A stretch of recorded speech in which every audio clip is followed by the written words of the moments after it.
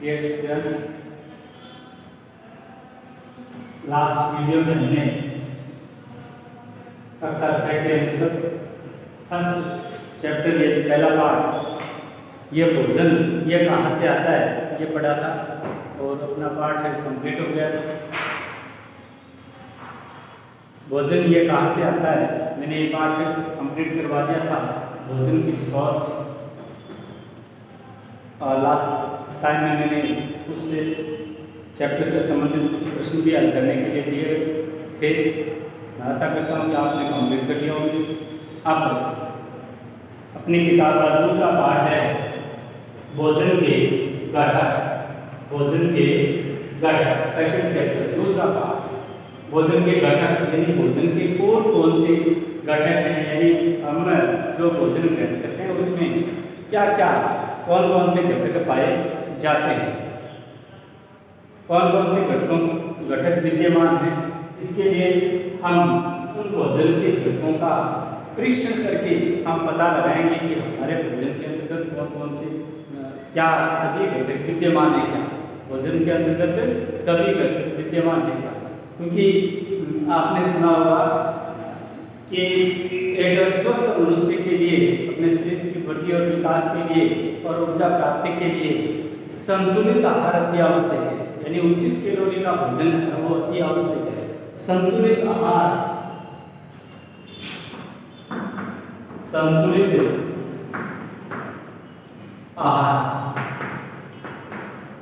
संतुलित आहार की आवश्यकता होती है। संतुलित आहार जिसके अंतर्गत जब भोजन की सभी घटक विद्यमान हो आहार संतुलित आहार कहलाता है।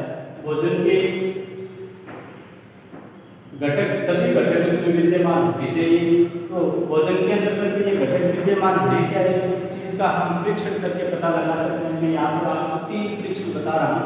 पहला परीक्षण है मंड का परीक्षण, यानी कार्बोहाइड्रेट का परीक्षण। भोजन के अंतर्गत क्या मंड या कार्बोहाइड्रेट उपस्थित है क्या, इसका परीक्षण कैसे करें।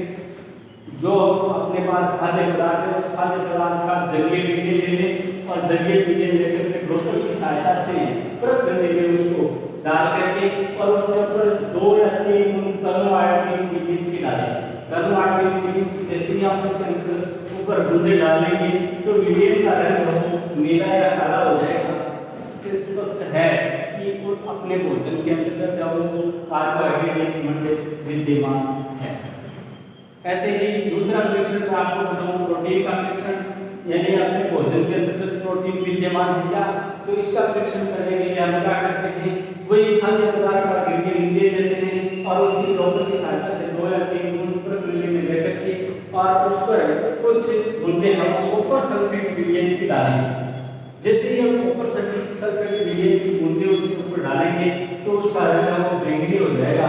इससे स्पष्ट है, ये रंग परिवर्तन स्पष्ट करता है कि अपने भोजन के अंतर्गत प्रोटीन विद्यमान है।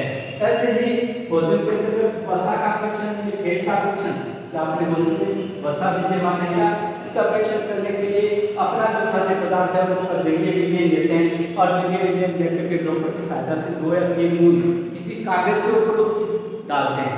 कागज पर डालकर सूर्य के प्रकाश में उसको देखते हैं तो कुछ समय बाद वो जो पानी है वो तो क्या हो जाएगा, अवशोषित हो जाएगा सूर्य के प्रकाश से। लेकिन यदि उसके अंतर्गत वसा या घी या तेल विद्यमान है, घी या तेल विद्यमान है तो वो उस कागज के अंदर से हमें प्रकाश है वो धुंधला धुंधला दिखाई देगा। इससे स्पष्ट है कि अपने भोजन के अंतर्गत जो हमें खाद्य विघटन की बूंदें डॉक्टर की सहायता से ली उसके अंतर्गत वसा विद्यमान थी। तो इस प्रकार से हम खाद्य पदार्थ के अंतर्गत हमको भोजन के घटक उपस्थित है क्या, इसका हम परीक्षण कर सकते हैं। ऐसे ही हम थोड़ा सा ये पढ़ेंगे कि अपना जो भोजन है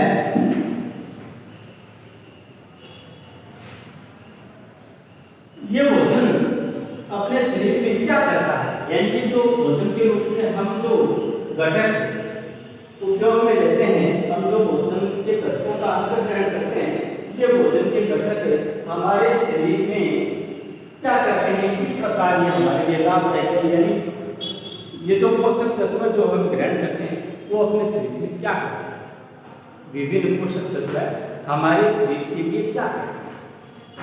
तो मैं आपको बताऊं जैसे कार्बोहाइड्रेट को यदि हम कार्बोहाइड्रेट को हम भोजन के रूप में ग्रहण करते हैं,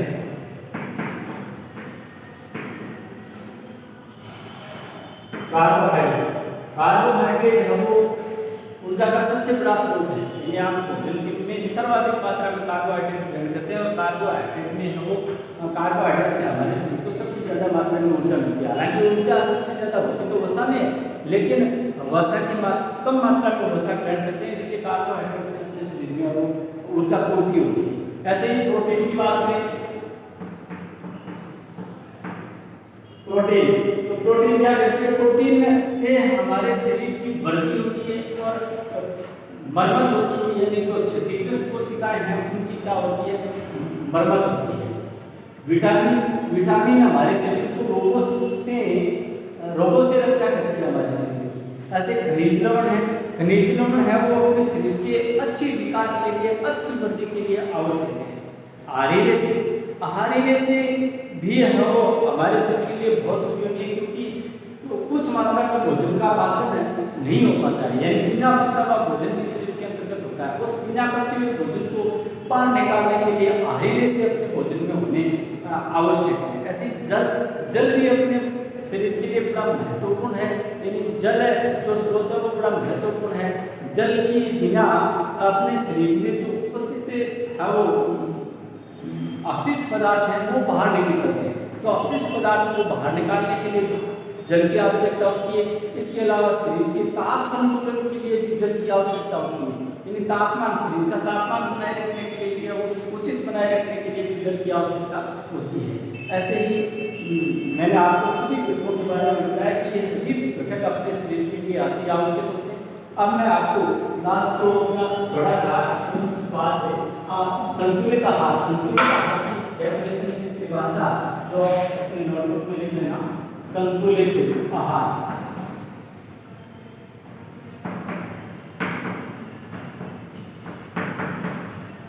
ऐसा आहार जिसमें भोजन के सभी घटकों की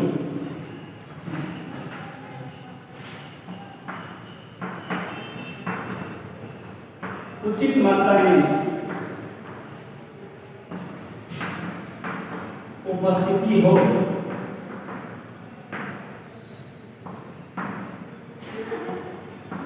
ऐसे भोजन को हम संतुलित आहार कहते हैं।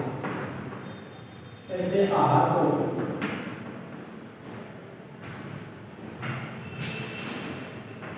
संतुलित आहार कहते हैं।